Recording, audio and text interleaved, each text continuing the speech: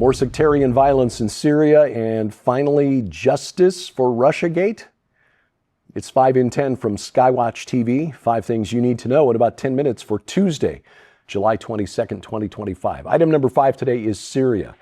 A shocking incident in the Suwayda region of southern Syria. That's the majority Druze territory in southern Syria on the border with Jordan, where violent clashes have been taking place between Sunni Muslims, Bedouin tribes, but also forces sent by the Islamist government in Damascus and the Druze and Christian residents of Suwayda. This has been ongoing for about a week and a half. In a video that is making its way around the internet, I don't encourage you to watch it. A Christian pastor named Khalid Mezer of the Good Shepherd Evangelical Church and 20 members of his family, his parents, his children, his siblings, were tortured to death by violent Sunnis. Now, notice I don't say radical Sunnis because at its fundamentalist core, Sunni Islam is violent. That's not radical. That's just fundamentalist. That's Islam the way Muhammad taught it. Anyway, Pastor Mezer was a convert to Christianity from the Druze faith. He'd been in that community in southern Syria, Suwayda, for many years. His murder was part of a wider and largely unreported series of attacks on Druze and Christians by Bedouins, who are mainly Sunni Muslim, and again, the Islamist government in Damascus. This just days before the attack, leaflets had been found on church doors in Suwayda and in Damascus calling for jihad against Christians, urging the beheading of cross worshippers, the abduction and abuse of Christian women, and the plundering of Christian homes.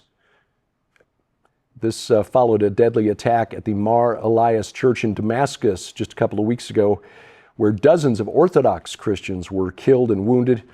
International bodies, the United Nations, the European Union, pretty much silent on this. Secretary of State Rubio has condemned it and called on the government of Hayat Tahrir al-Sham, HTS, the al-Qaeda offshoot that now sits in Damascus, to put a stop to this. Even though there's a ceasefire that seems to be holding as of this recording that went into effect on Sunday, there's no telling how long that will last. Again, we are hearing that the Druze in Syria are calling for the intervention by Israel, the United States, Jordan, Saudi Arabia. So far, only Israel has answered that call. And yet, bizarrely, we are hearing some Christians here in the West saying that's exactly what Benjamin Netanyahu wants. Israel's prime minister is actually stirring up the trouble in Syria to justify going in and taking more territory to expand Israel's borders. It says more about the people making those claims than about reality, but this is the world in which we live. Item number 4 today, Tulsi Gabbard, Director of National Intelligence, has made criminal referrals to the FBI and the Department of Justice based on those declassified documents I told you about yesterday, related to an investigation into the alleged Russian collusion in the 2016 presidential election. Collusion with the Trump campaign, of course. A memo released by her office on Friday cites officials, including former director of the CIA, Director of National Intelligence, James Clapper, CIA Director John Brennan, and the former FBI Director James Comey. And what Tulsi Gabbard said is this was overwhelming evidence of a treasonous effort to stage a coup against President Trump. Will anything happen because of these criminal referrals? As Director Gabbard says, this is historic, but I would suggest that if anyone is actually charged and prosecuted, that would be historic. I'm not going to hold my breath.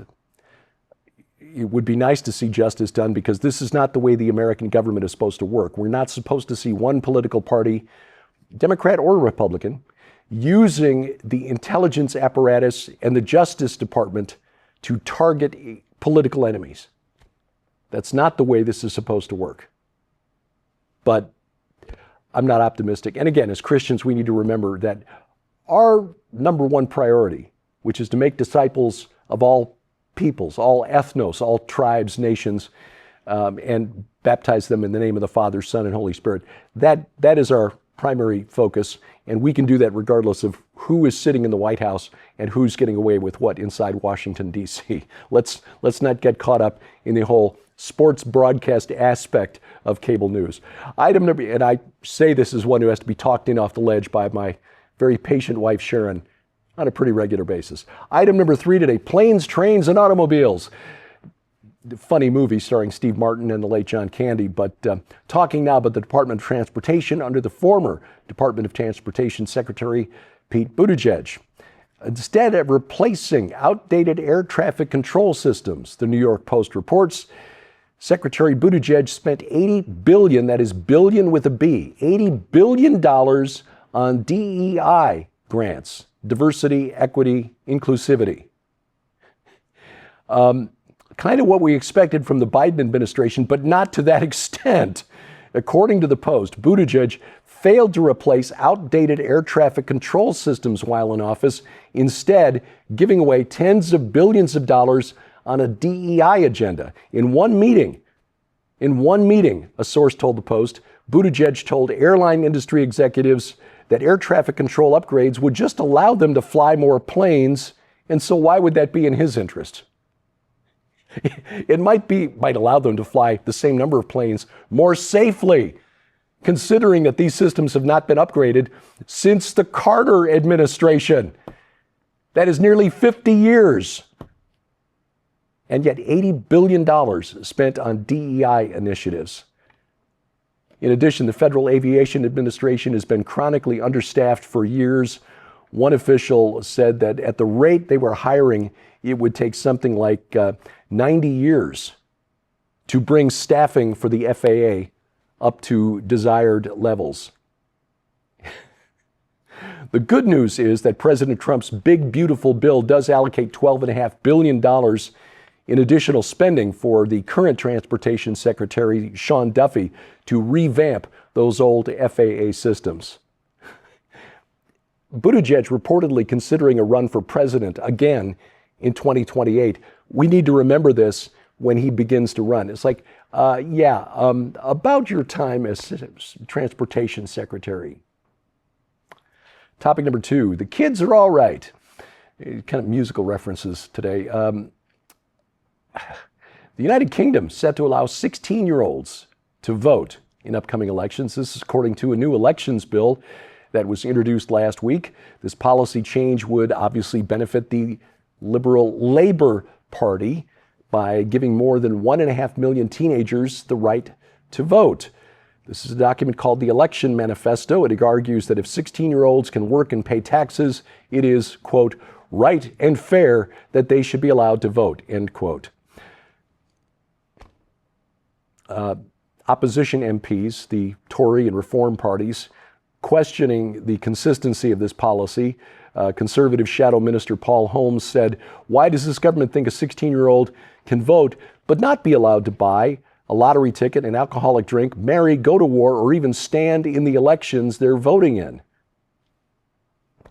Worthwhile. I think the more obvious point, and I realize that if I had been 16 and hearing what I'm about to say, I'd have been offended. But frankly, the frontal lobes of these kids at that age has not yet fully developed. Giving them the right to vote is clearly a desperation play by the Labour Party to remain in power at a time when Sir Keir Starmer's polling numbers are at record lows. He may be the most unpopular British Prime Minister in history, and frankly, from what I read, with good reason. Anyway, Deputy Prime Minister Angela Rayner, who really wants Sir Keir's job, she's rejected any accusation that this is for political advantage. It's about giving young people a voice in democracy. Right. Coming up, Microsoft has a cunning plan to save the world from global warming. I will unveil it next on 5 and 10. Well, ladies and gentlemen, you can support the ministry of SkyWatchTV and our continued efforts to share the gospel of Jesus Christ throughout the 4 corners of the world and receive your very own copy of this incredible masterpiece when you order the Liberty Code special offer. Not only does this incredible opportunity include Tyler Gilreath's new book, The Liberty Code, How the Founders' Secret Writings Expose the UFO Agenda and the Coming Alien Crisis, but it also includes Tyler Gilreath's best-selling book, Gate of the Gods, Revelation, the Messiah, and the Second Coming of Babylon. Few books in the Bible inspire wonder and debate like Revelation. Dragons, beasts, warring angels, a new heaven and earth. But what if we've been reading it all wrong? Are the four horsemen Babylonian gods? Is Jesus waging war on the powers of old? Could the new heavens and earth be God's final blow to Babylon's ancient king? The mystery is ancient. The clues are real, and now it's all revealed. But that's not all.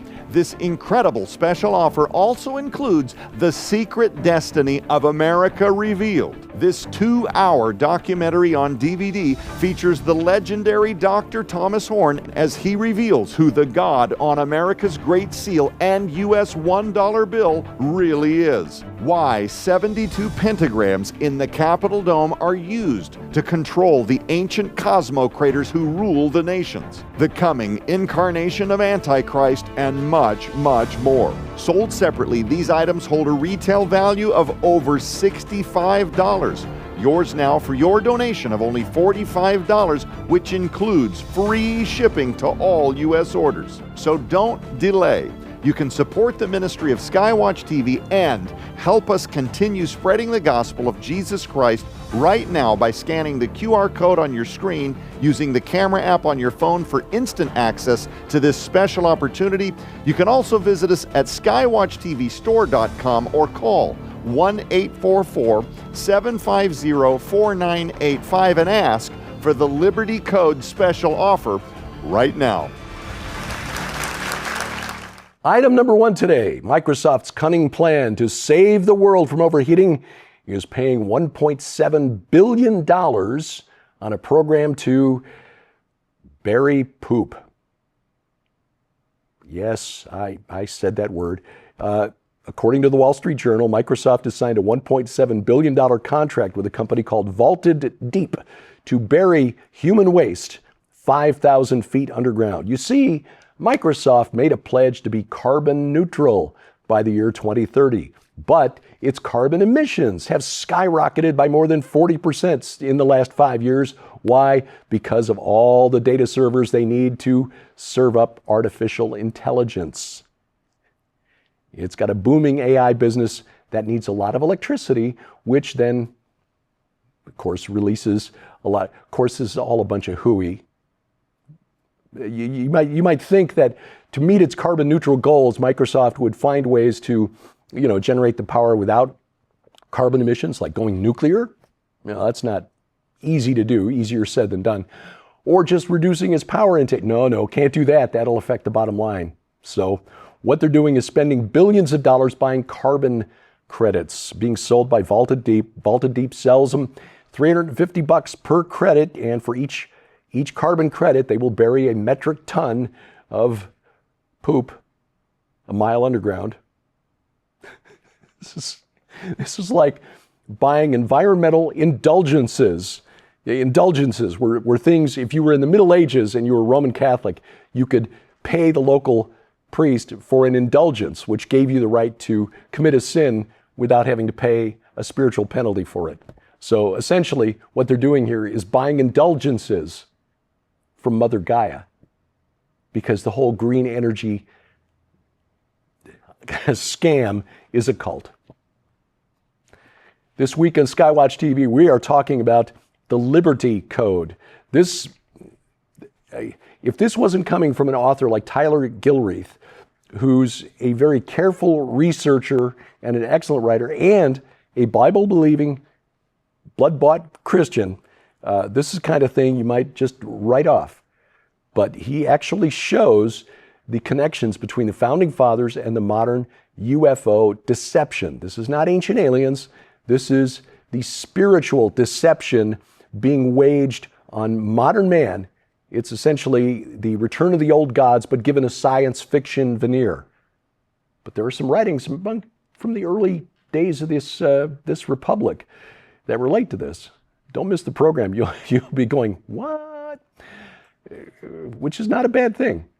You watch the program right now at our website, skywatchtv.com. You can also catch it over the air. Our broadcast schedule is at skywatchtv.com/channels, or you can have us broadcast on your schedule by adding the Skywatch TV channel to your smart TV, whether it's Amazon Fire TV, Roku, Apple TV, Google TV, or Android TV. We've got apps for all of those, and we've got, you can find them in their app stores. Just go to the App Store and download the channel to your smart TV. We'll be there whenever you click the remote.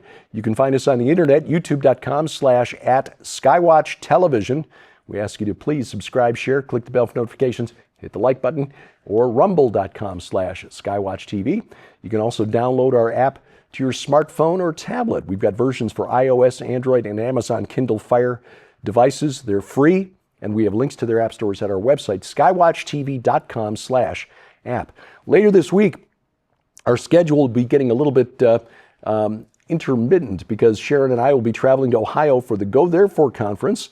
This is hosted by Dr. Mike Spalding, and it will be in Brookville, Ohio. That is suburban Dayton. It's coming up Friday and Saturday this week, the 25th and 26th. We'll be there with our good friend Pastor Carl Gallups, Dr. Sherry Tenpenny, Vicki Joy Anderson, Dr. Igal German, who's a very interesting fellow and leads a very important ministry, the International Biblical Apologetics Association. Apologetics, the study of the evidence for the truth claims of Christianity. Very important, and more of us need to do more study on apologetics. Anyway, if you can be there, we encourage you to join us.